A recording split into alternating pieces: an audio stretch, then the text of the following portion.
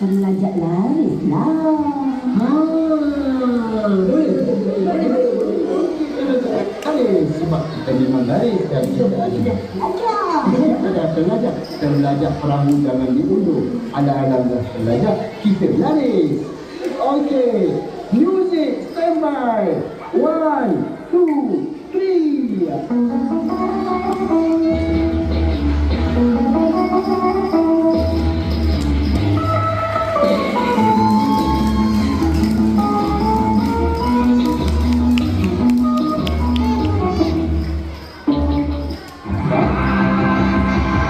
Hari yang mantap,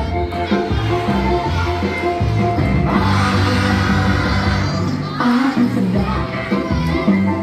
Kamu teman, aku juga. Hobi saya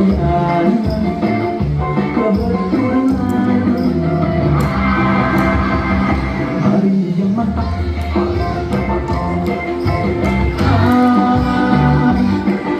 senang.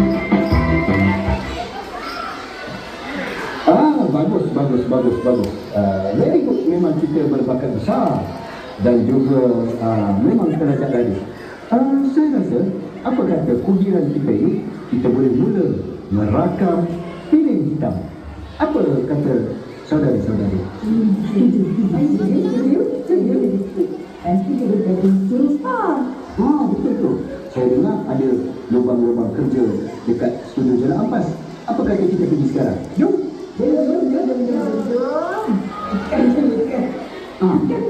Ikan pergi agak mana? Pergi aku balik.